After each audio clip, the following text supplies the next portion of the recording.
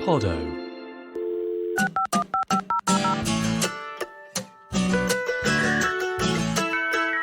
Welcome to the Ned Ludd Radio Hour.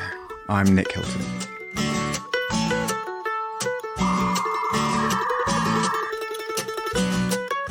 Welcome. You've got mail.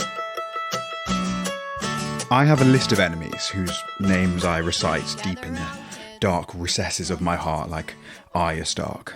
The latest addition to this list is a French-sounding one, Pret-a-Manger.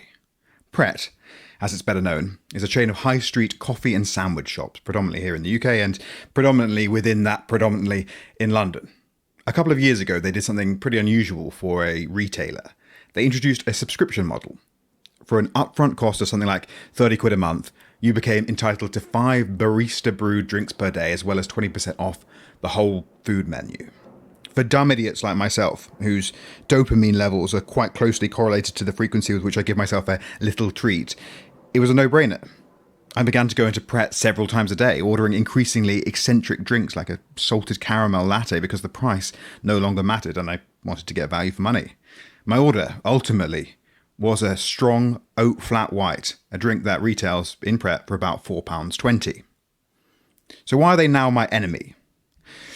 Well, after a year spent enjoying this service, I was a late adopter actually, and mulling the economic implications, which you can read on my blog, Pret has scrapped the scheme. From next month, I will not be able to treat myself to 5 takeout coffees per day for the princely sum of 20p per drink. Too good to be true turned out to be too good to be true, at least in the eyes of Pret's executives and shareholders. Perhaps it is the first domino to fall in a mass unsubscription wave. I've been warning for some time that our current subscription obsession, whether that's high street coffee, television streaming, or even insurance policies, is unsustainable. In point of fact, this is a subject that I'm going to be exploring in a lot more detail in the coming weeks. I'll be releasing a mini-series, Creation Myths, on this channel, where I speak to creators from all the biggest platforms and try and tease out the long-term sustainability. From YouTubers to OnlyFans models, can we keep up with our subscription obsession? If you're a creator in any platform and you want to be involved in this project, do send me an email to nick@poddopods, that's podotpods.com. But subscription is not just a practical economic step. It's not even only a digital thing. When you hear the word unsubscribe, you'll doubtless think of those email mailing lists who send you increasingly desperate missives trying to convince you to buy some product that appears to be on perpetual sale. Subscription is also a way of life. We subscribe to certain beliefs. We subscribe to certain relationship terms. Subscription is, in many ways, the modern dogma. Giulio Vincent Gambuto is a New York-based author and marketing professional. His new book is Please Unsubscribe, Thanks. How to take back our time, attention, and purpose in a relentless world. You can imagine why that would appeal to someone like me. As you'll hear from our conversation, most of the ideas that Giulio posits in the book are things that came to him during the COVID-19 lockdown in 2020, when the intricate structures of the world were exposed for all to see. But Giulio's book is not really about decluttering your inbox. It's not even about stopping yourself from paying 30 quid a month for watery high street mockers. It's about using that word, unsubscribe, as a manifesto. Now, I asked Ned quickly what they thought about the idea of an unsubscribe culture and whether we might be at a turning point. I will caveat their response by saying that they, like me to be fair, have some business interests at stake in that not happening. Quote, Nick, all the data shows that subscription goes in one direction, up. This question of declutter and disentangle is the one only discussed in specific circles, the sort of circles where guys are buying $500 dumb phones and going on wordless yoga retreats that cost the annual salary of some blue-collar schmuck. And the internet has made relationship subscription, as you put it, all the more common and valuable. I didn't put it like that. It's Giulio's term. Anyway, all the more common and valuable. How many of your high school friends are you still linked to even just via Instagram or Facebook now, as opposed to your parents' generations who will be taken totally off guard when they hear that their kiddie best friend actually died 5 years ago? Morbid. Connect, subscribe. Like it or not, this is the flow of travel. Now, even though I don't really disagree with the premise that people's subscription obsession and consequent connectivity is broadly still trending upward, I don't think the move to Marie Kondo our digital world is unique to technological toffs. It's a bandwidth issue as much as anything. Maintaining a multi-platform social media habit, listening to podcasts and watching YouTube and reading newsletters, keeping on top of your work email, your personal email, the email you just use to get fresh voucher codes, it's a lot. And people aren't just actively rebelling against it, they're running out of quite literal time. So I do think we should think more proactively about what we subscribe to. And that's where Giulio comes in. He spoke to me last week from a house in New Jersey, and hopefully you'll glean something useful from our chat. So Giulio, tell me a little bit about your experience with COVID-19, the pandemic, and kind of what it made you realize about the way you were living your life up until then. It was pretty monumental. I mean, it really changed everything for me. Before I was just running and going and constantly on, not only for work, but just in life, right? My calendar was packed. I was on a plane every 3 or 4 weeks. I thought nothing of scheduling a meeting in a different city. It seemed sort of constantly limitless, constantly endless. But it was very much a treadmill, right? It was very much just like go, go, go, go, go, go. And I wasn't really present to a lot of what my life was missing. And, life was, life was a bit like Swiss cheese in that moment. I just wasn't aware of it, right? There were all these like really big holes, but I couldn't really see them until the pandemic. And the pandemic was this, horrible, terrifying moment for all of us. But certainly in New York City, I was trapped in an apartment for 6 months, pretty much solo, or was solo pretty much for 6 months. And it was eye-opening, right? And it sort of like forces you to reckon with perhaps the things in your life that are not the way that you want them to be, which is what happened. I think a lot of people had that experience with the pandemic where it just forced them to prioritize in a way that they hadn't been doing previously. It also exposed them to kind of the limitations of how they were living on their own. In a way, you couldn't just rely on the work crutch. You couldn't rely on all these social crutches. You sort of had to deal with how you felt in your own body and how you felt in your own mind, and sat there on your own. So how did that turn into a book? It was quite a journey. I mean, it started with an essay. So I wrote about a month into the crisis, I wrote an essay called "Prepare for the Ultimate Gaslighting," which was very much aimed at the American government and the American brand and marketing systems. The essay was really a call for all of us to use the opportunity that we had of the pandemic to really rethink everything, from what we buy to where we put our eyeballs, our money, our time, our energy. And it was specifically a criticism of what was happening with the American government at the time. The Trump administration was flat out lying and manipulating about the entire affair. And so it was a warning, to sort of be cautious as we go back to normal, quote unquote, whatever that means, whenever that happened, that there would be this really big push to sort of forget what happened and to not really learn the lessons that we had all sort of felt in our bones. So it was a cautionary tale. I wrote it for 50, 100 people. It wound up blowing up online. It was all over the world. It went to 21 million people. And I'm incredibly proud of the reach, but more importantly, I was proud of the message, right? And the message was, hey, maybe we get to do this a little bit differently in the aftermath. And that kind of led directly to a book. I mean, I was approached by a literary agent to have a discussion about what it could be like to develop a book. And about a year later, we kind of landed on what that really was, because the situation was moving so quickly and the politics were changing and the pandemic was changing and the world was changing. And where we landed is this book that I'm very, very proud of, which is called Please Unsubscribe, Thanks. And it's really a call for us to kind of clean house and get rid of the things that are standing in the way of that which gives us the most joy and meaning.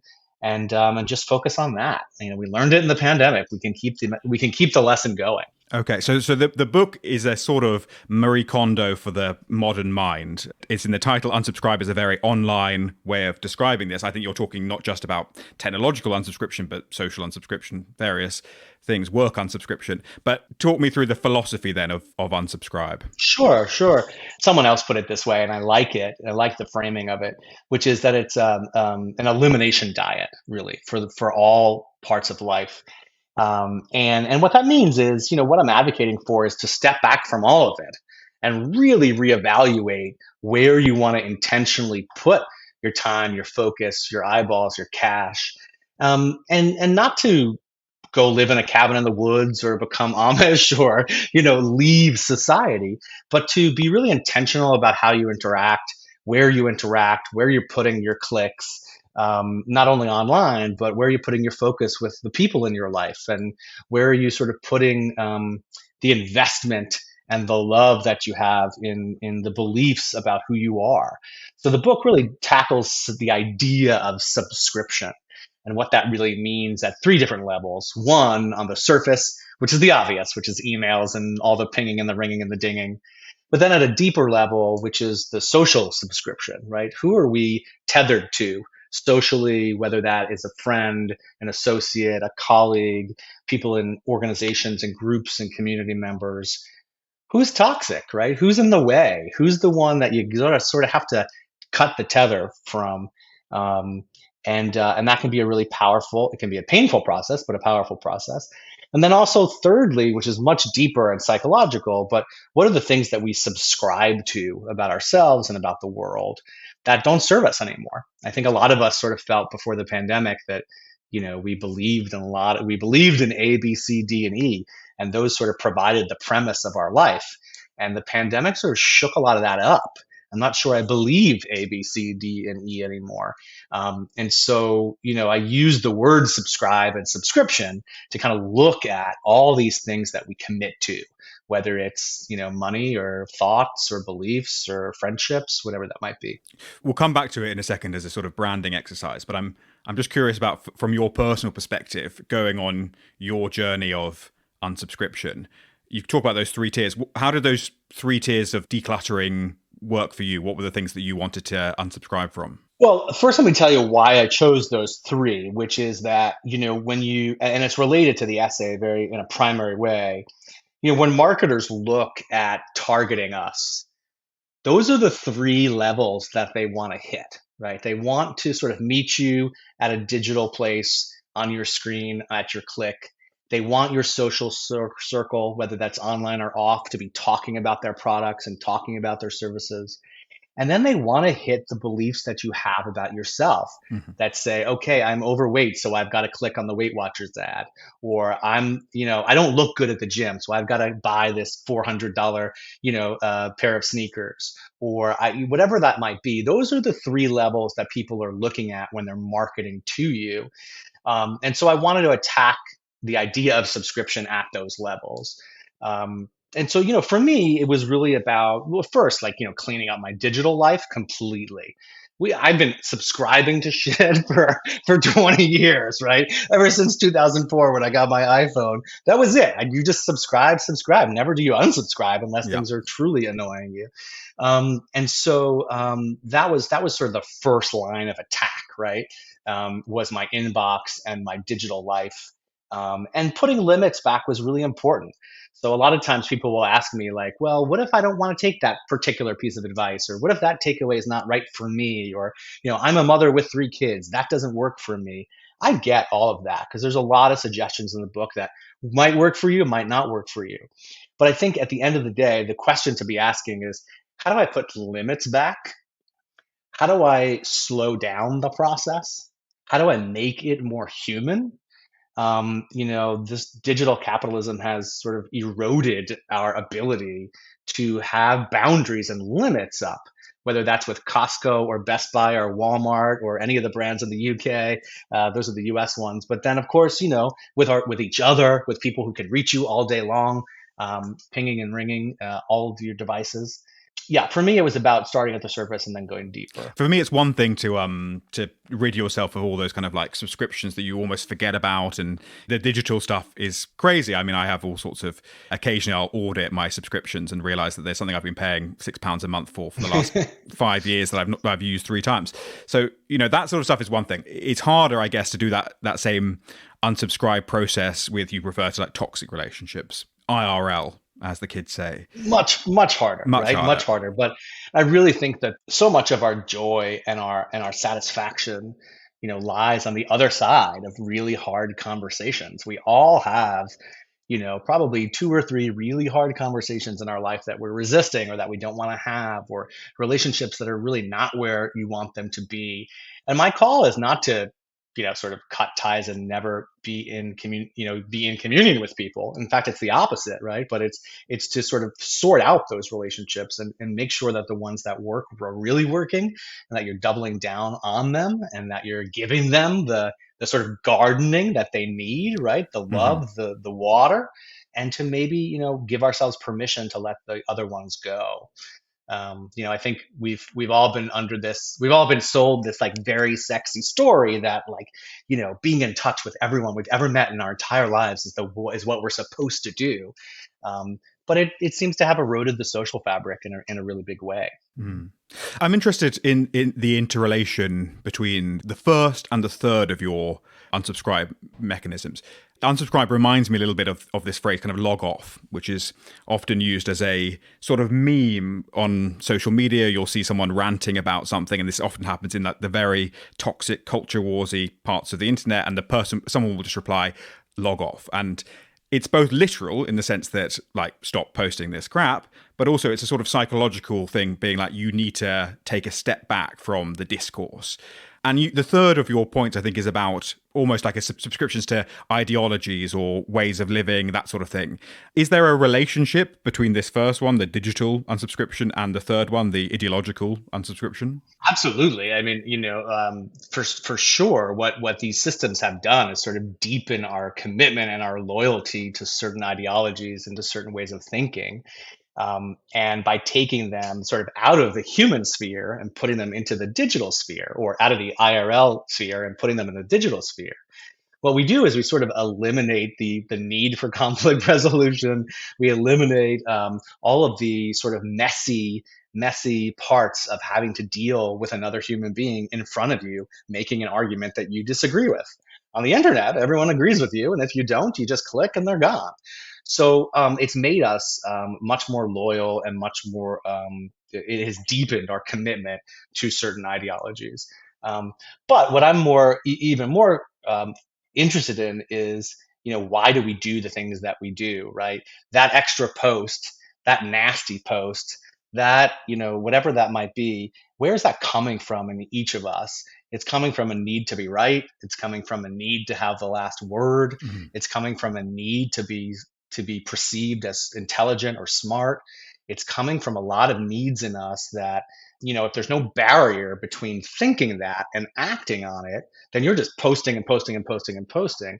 And so, what I write about and talk about a lot is the consciousness of, getting conscious to your own behavior is really important.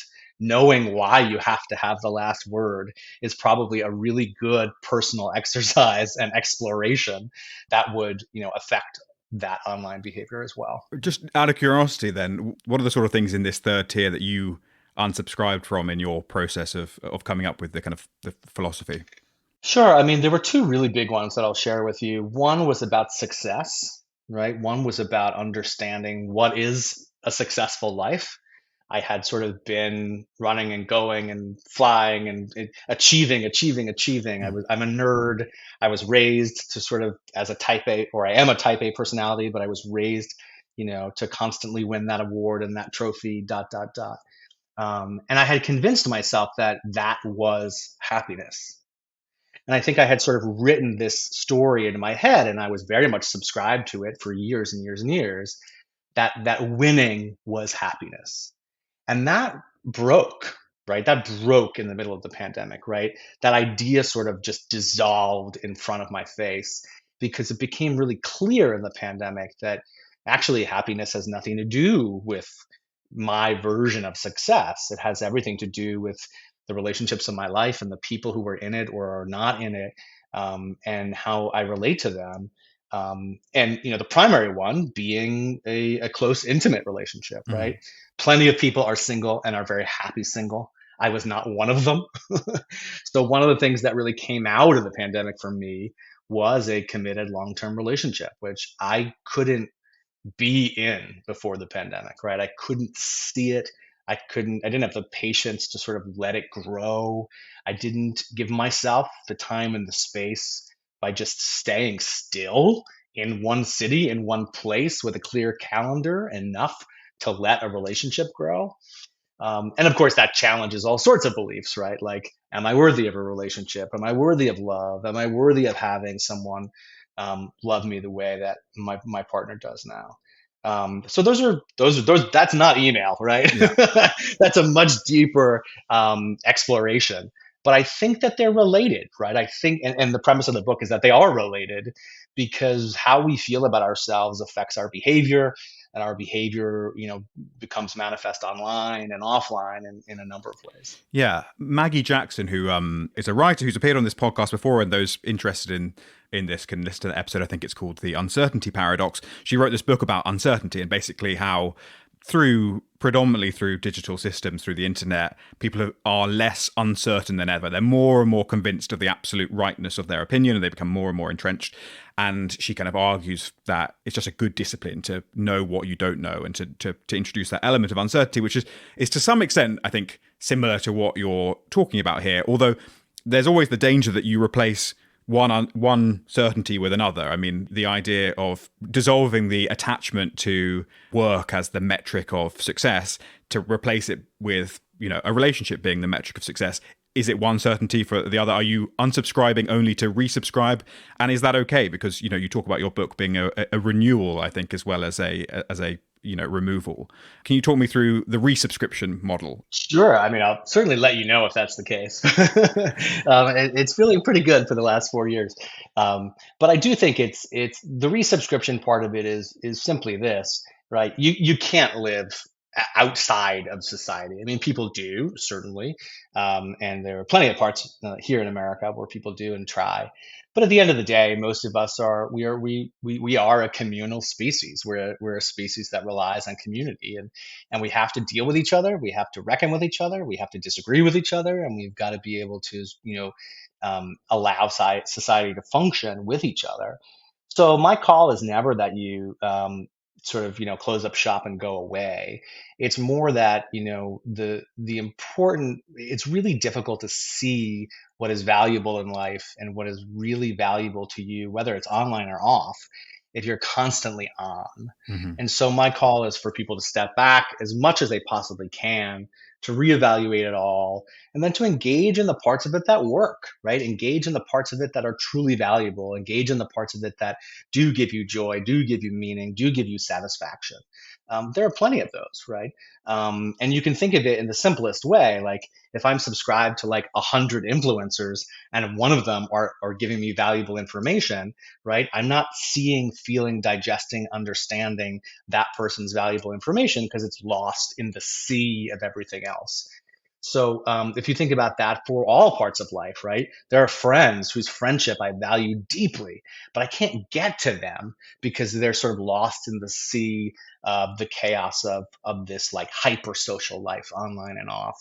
And the same thing goes true for sort of what our personal values are. I Mm-hmm. think certainly here in the States, we've gotten really confused about our values in the last few years. There's a real reckoning happening right now, especially with our upcoming election, about who are we going to be as a people. We're still the same people we were, but we're sort of lost in the noise of it all. Mm. Okay, so Julio, just finally then, if someone listening to this is dealing with this sort of emotional, psychological clutter, wants to, engage in unsubscription, obviously the first thing they can do is purchase your book, available, I'm sure, from all good retailers. But if you were to give one first piece of advice, the first step on the unsubscription journey to someone who needs it, what would it be? The first step is an attack on your inbox, right? It really is. The first step is to, your inbox represents your mind. So your email inbox is the first place I would go to. One of the things that's really present for me right now is, I don't know if you all do this in the UK, but here in the US, we do email, and we do Monday's email on Sunday night. Every person with a laptop in the country who works from home is doing their email on Sunday night. And that's just a small tip that I offer people to, give the weekend's due, and come back to work on Monday morning. And that's a small thing, but ultimately the road to unsubscription sort of starts really by taking a look at where you're subscribed, and that starts in your inbox.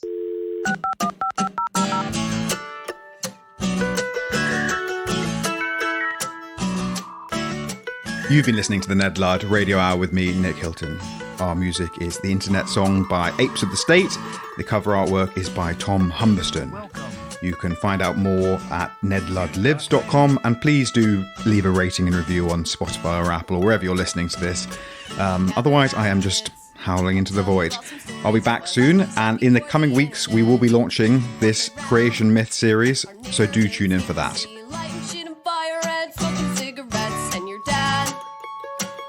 Tried pot. He said he didn't, then he is a liar.